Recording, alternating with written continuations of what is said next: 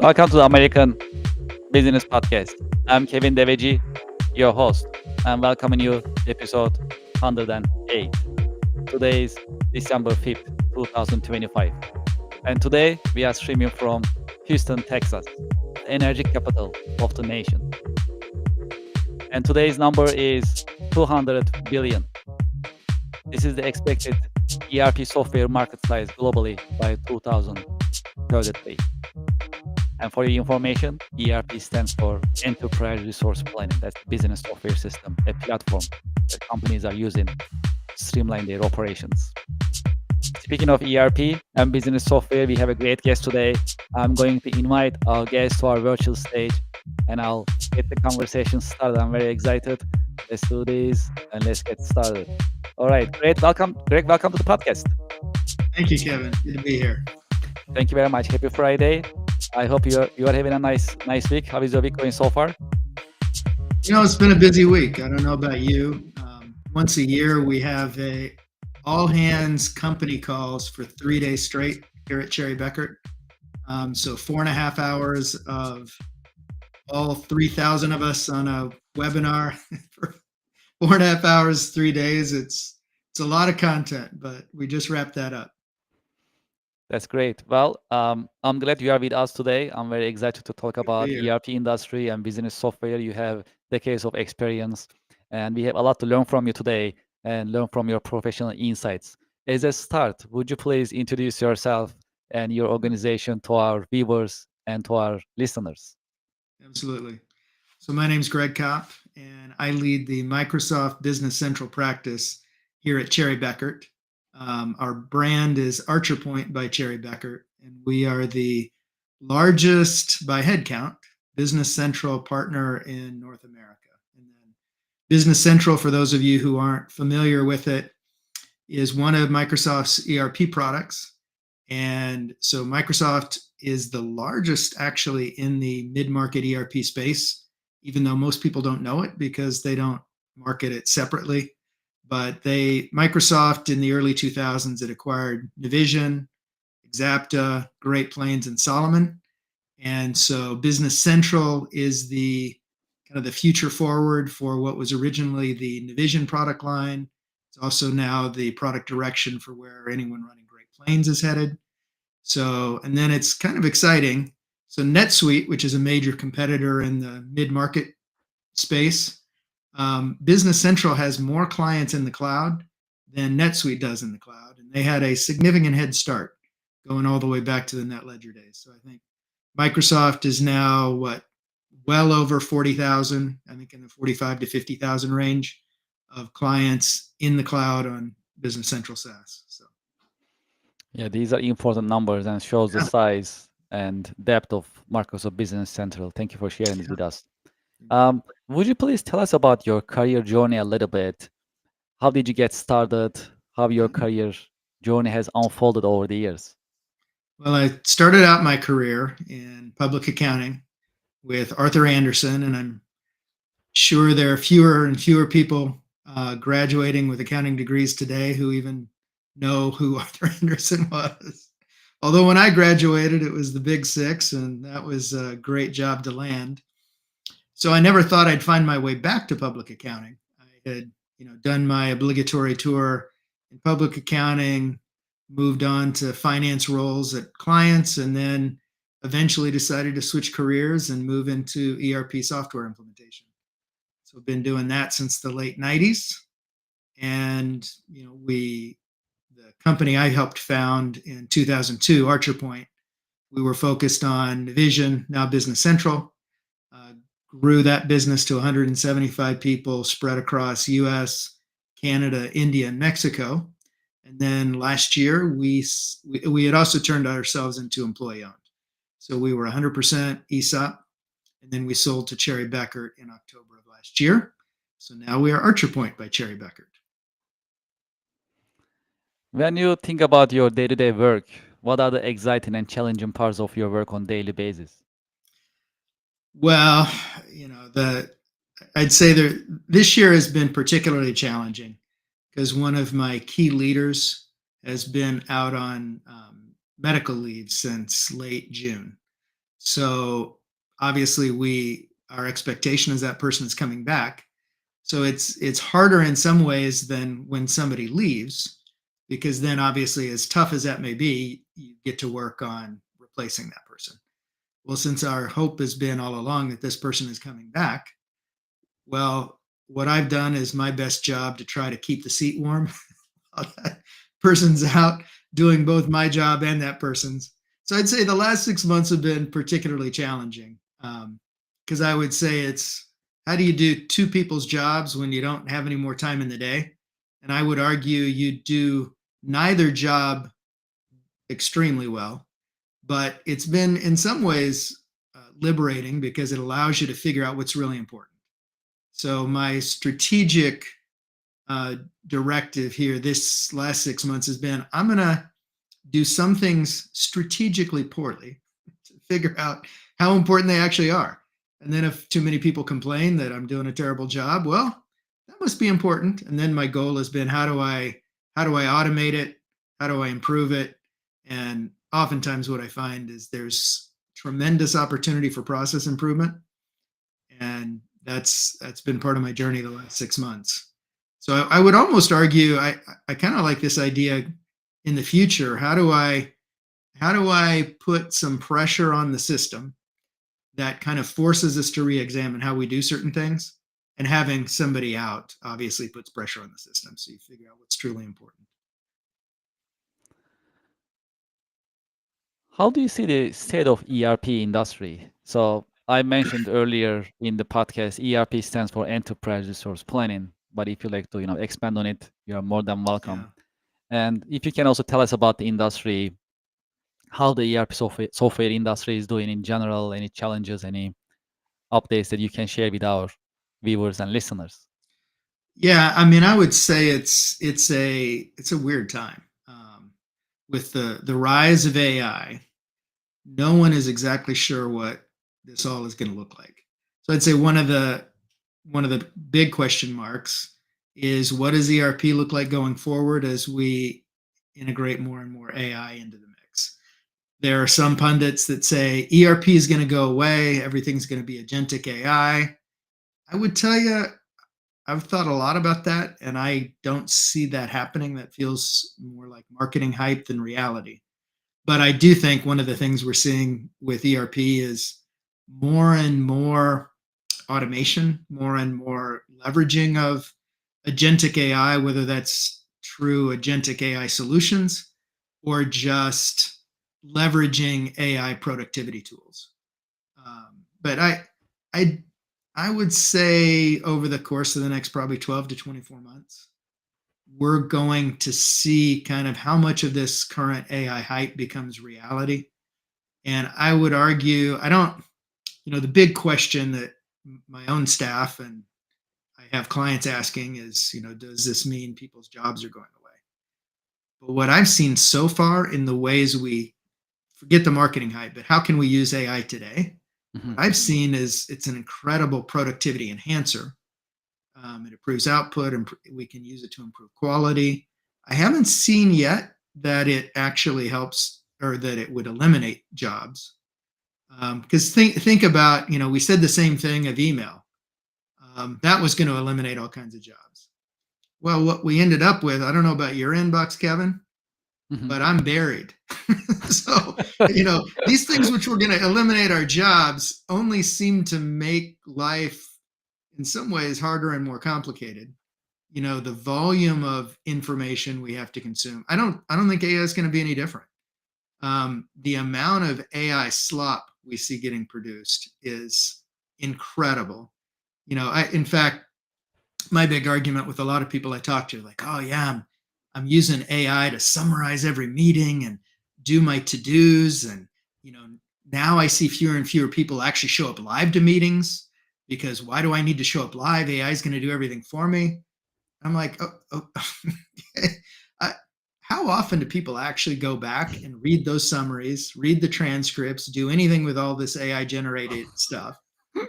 I don't think a lot, but yet we're getting inundated with more and more information.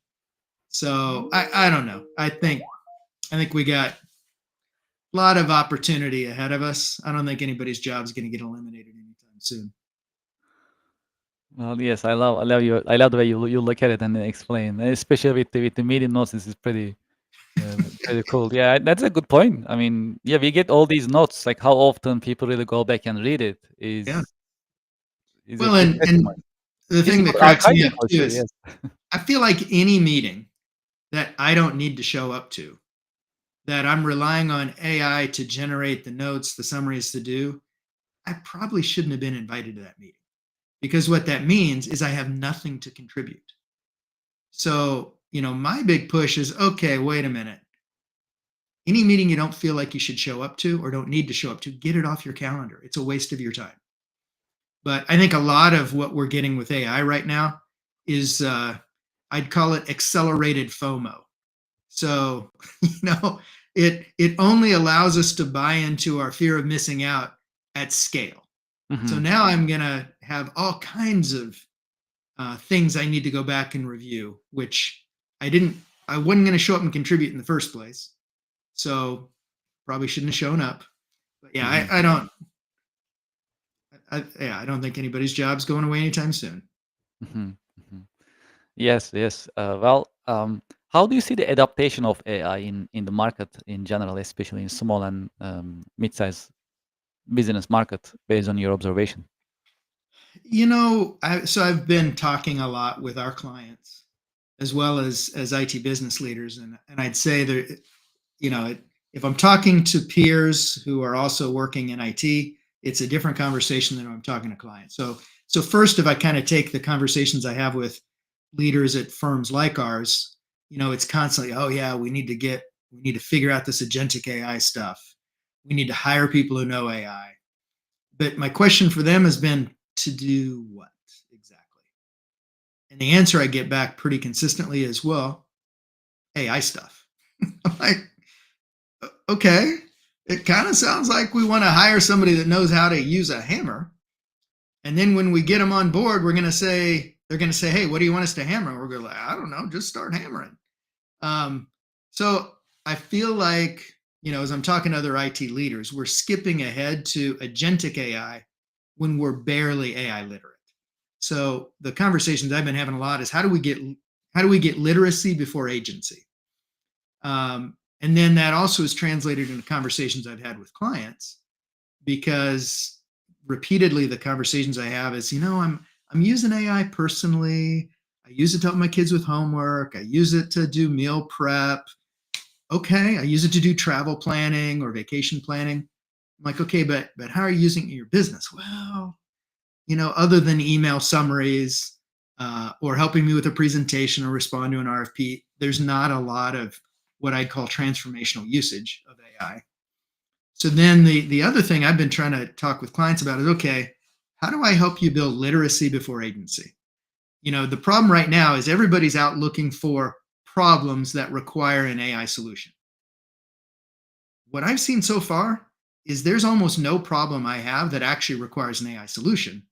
However, AI has been incredibly helpful in helping me figure out a solution, which is often other existing technology that I just didn't think to deploy or implement, or it's a simple process change.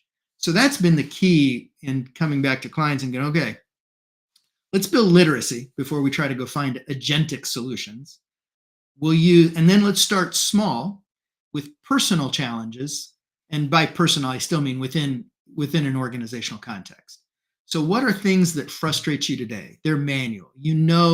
They could be done better, but you haven't bothered to try to improve it. So let's start with that before we try to go solve big organizational issues, which typically involve more stakeholders, get complicated. So that's been my big push with clients. Literacy before agency. Let's start with personal transformation before organizational. And then repeatedly, I get the ahas. Oh, yeah. There's this thing I do where I copy data from one place to another, or I manually enter data from one spreadsheet to another. Yes, let's go figure out how we use LLMs, whether it's ChatGPT, Claude, Gemini, or Copilot, to help you think about your problem, help you think about solutions, And then I'm going to probably guarantee you it's not going to be an agent.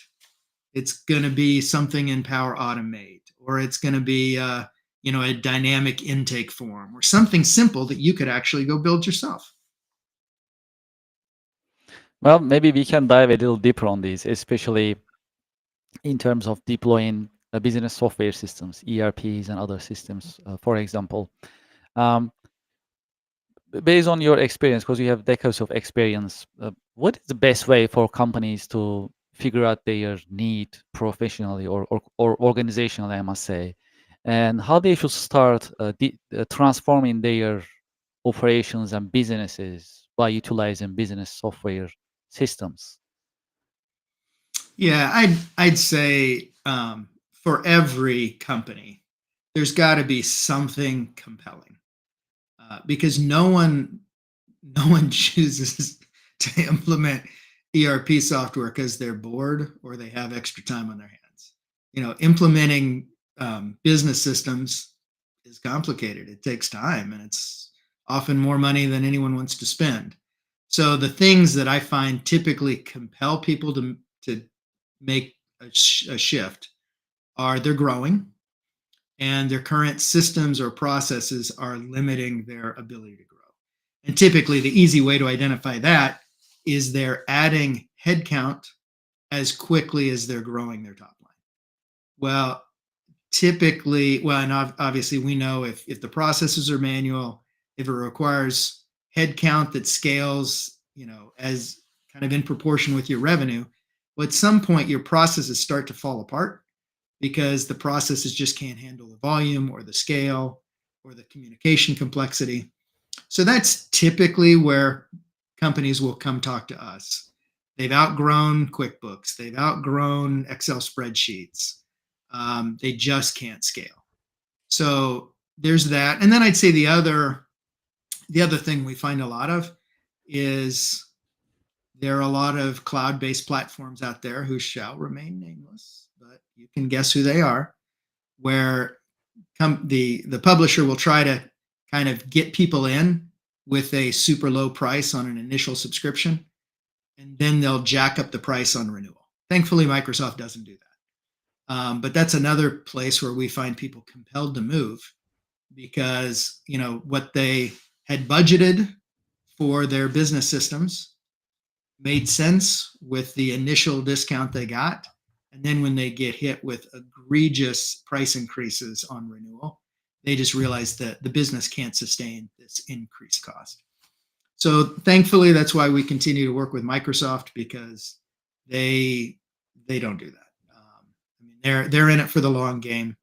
They're never, kind of doing these bait and switch things that we see a lot of other companies do. When you look at the small and mid-sized market, mm, what are the best leadership examples that you can share with us? It is because when you are deploying these systems, it requires a lot of leadership. It actually comes down to old school change management, really, because you try to bring up the modern systems into the company, and naturally there's going to be a resistance to change. And how business leaders are navigating around these challenges based on your observation. Well, I know, Kevin, you said on this podcast you like to talk about books.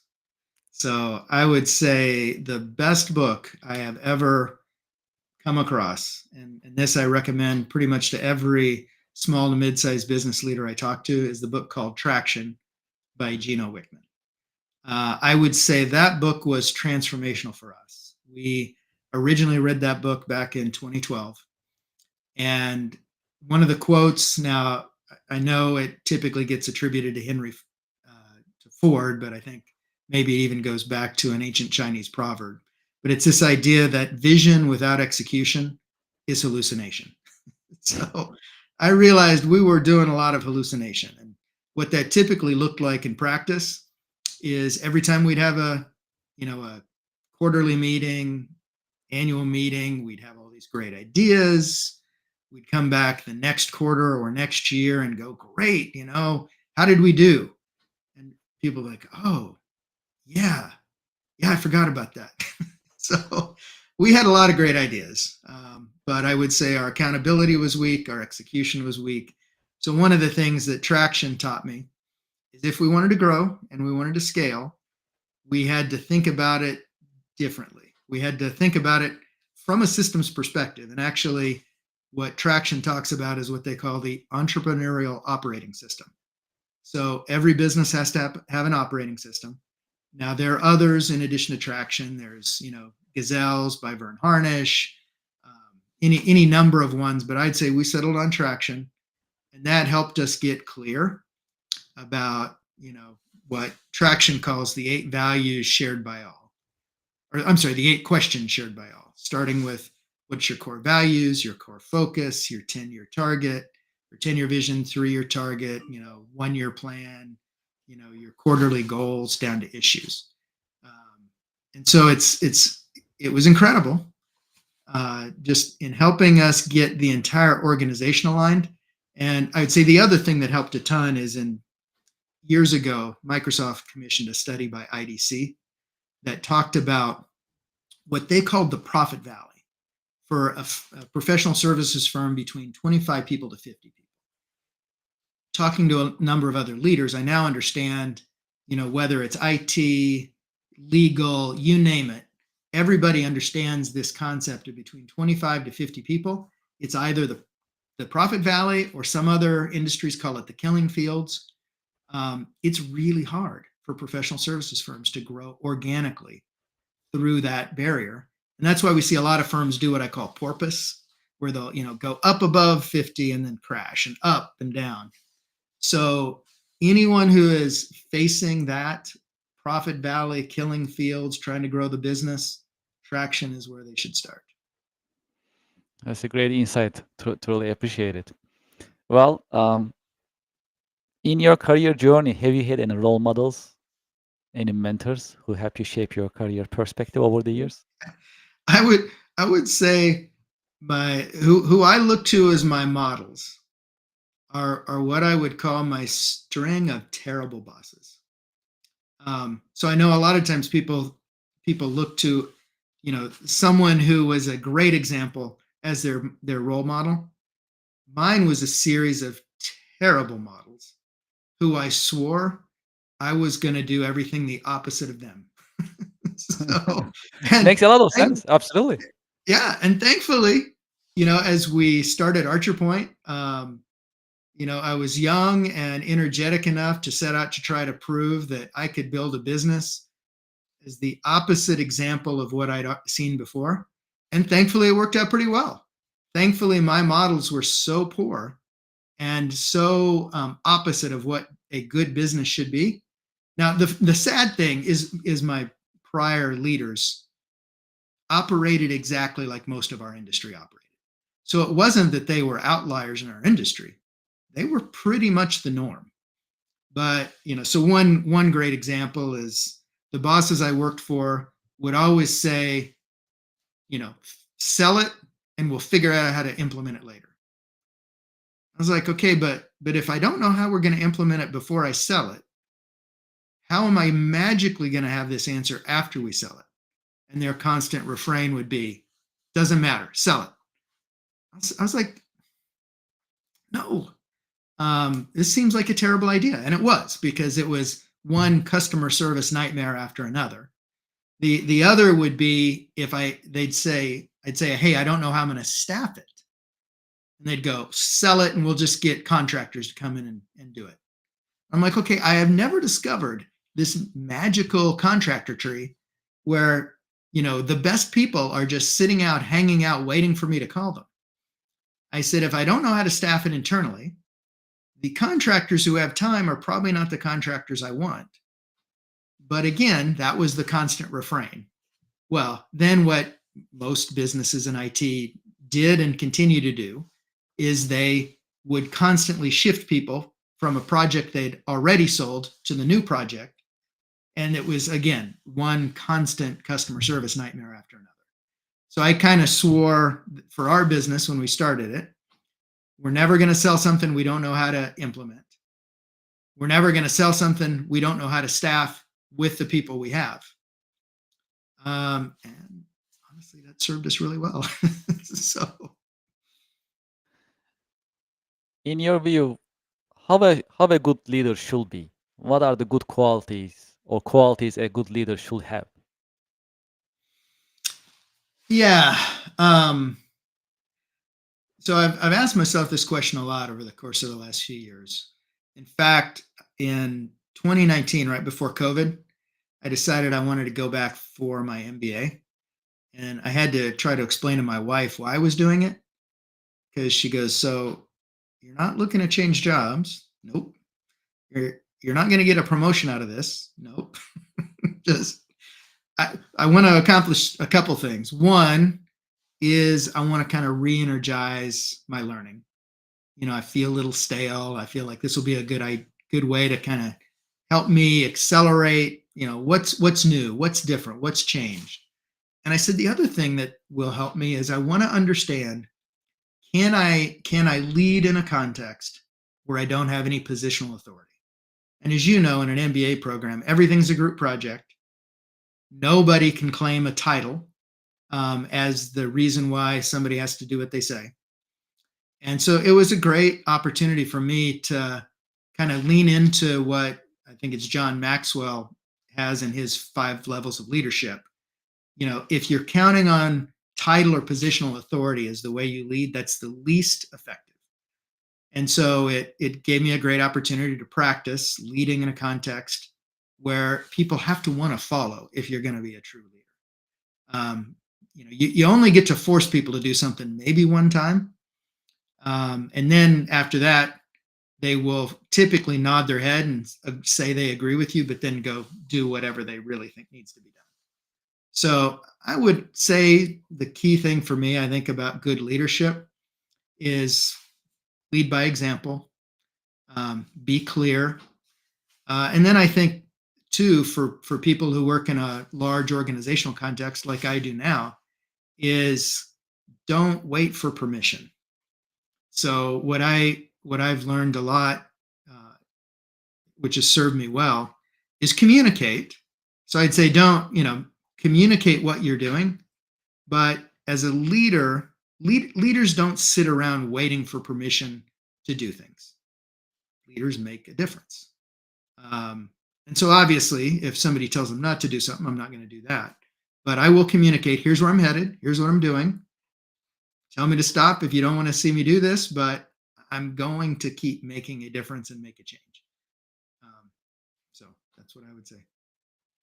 What is your career advice for the next generation professionals coming into the job market nowadays? I would say, especially for those who think about wanting to start a business, the biggest thing that prevents people from starting anything, whether it's a business, starting a career, changing careers, I think is fear. And so if you recognize that most of the obstacles are internal, well, those I can control. Where when most people externalize all their obstacles, they think, oh well, I can't do this until I get money or investment or I get time or, well, unfortunately, externalized obstacles you don't have a lot of influence over. But if you realize most of the things that prevent you from accomplishing whatever it is you want to do are internal obstacles, well, then the sky's the limit. So I would say, going back to when we started Archer Point, um, we just found out my wife was pregnant. I had no money.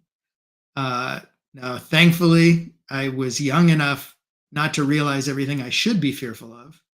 So cash advanced the credit cards, took out the home equity loan, made my capital investment to start the company, and then hit it hard. So I would say for most people, just don't externalize all your obstacles.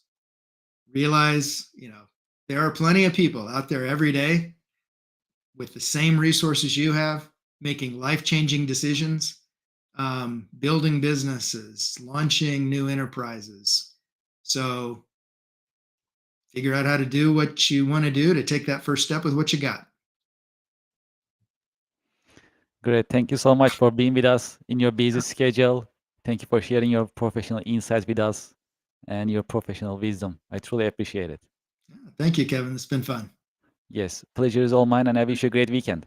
Thank you. You too. Thank you very much. Well, to our audience and to our listeners, I hope you enjoyed today's episode. Well, we had another informative episode today with Greg Kaupp. And as you know, in each the American Business Podcast episode, we bring you informative content because there is something new to learn. And within this view, it's important to have experts on the American Business Podcast. And that's what we do. We bring you experts, we bring you leaders, and we can learn from them and from their experience. If you'd like to be a guest in the American Business Podcast, please send us an email, americanbusinesspodcast@gmail.com. We also welcome your feedback, who you would like to see in the American Business Podcast episodes. You can also send us an email, americanbusinesspodcast@gmail.com. If you'd like to advertise, sponsor the American Business Podcast, please also send us an email, americanbusinesspodcast@gmail.com. I am also inviting you to our website, americanpodcast.tv. We update our website weekly basis. You can see coming episodes, scheduled episodes, our guests, as well as subjects we will cover in each American Business Podcast episode. As you know, American Business Podcast is a YouTube Silver Award-winning podcast. We are in top 1% in YouTube business category. We are growing fast, and I truly appreciate your support. If you haven't done so, please go to our YouTube channel and subscribe. This is the QR code to our YouTube channel. You can subscribe, and if you are feeling more generous, you can also leave your comments in the chat box in YouTube.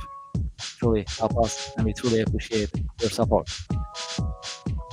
As you know, every month we put together online business networking event called Connectional America Business Alliance networking event, and we stream live on the American Business Podcast. Next one for this month, that's a monthly event.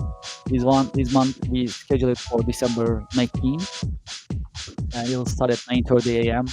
Eastern Time Zone, and you can scan this QR code and you can sign up. We have a limited seating. The special event will be networking live. At the same time, you'll be on the American Business Podcast, so you'll be in front of thousands of American Business Podcast viewers and listeners. If you scan this QR code, it'll take you to our registration page and you can sign up.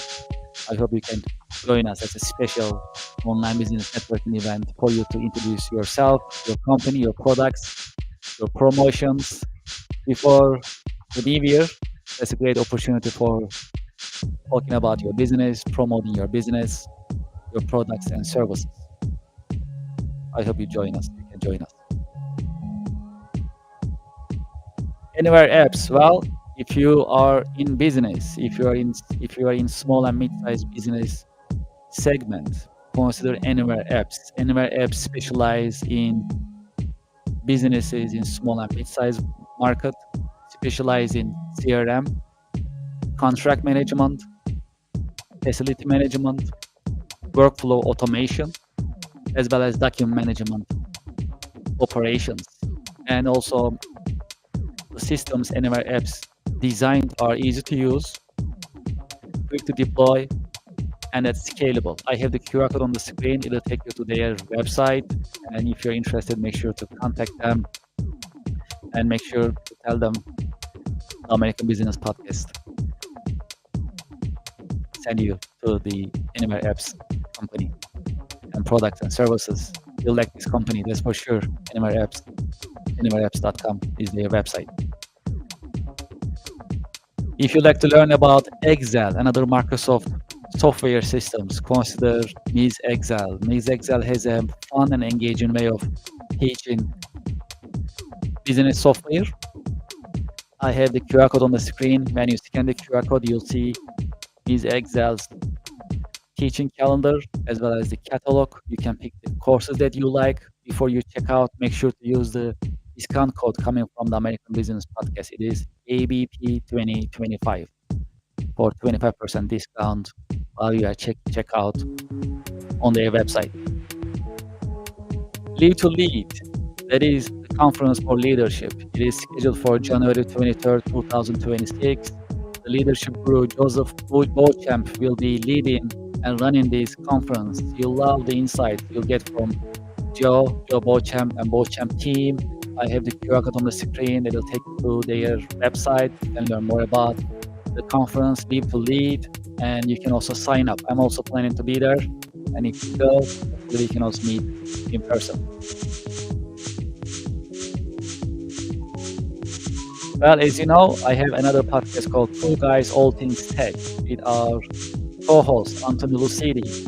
So both of us as co-hosts, we debate about different subjects. We just completed our series about AI and AI regulation, and we are getting ready for new episodes. If you're interested in technology, AI, and other technological subjects, consider Two Guys All Things Tech podcast. I have the QR code on the screen. It's a different setup. We talk more and we share more of our views and insights and debate from different points of view. I have the QR code on the screen. It'll take you to the YouTube channel of Two Guys All Things Tech, and you can subscribe and you can watch our current and coming episodes in the podcast. Well, that's it for today. Thank you very much for watching. Thank you very much for listening to the American Business Podcast. The American Business Podcast is the voice of American business. Thank you, and have a great weekend.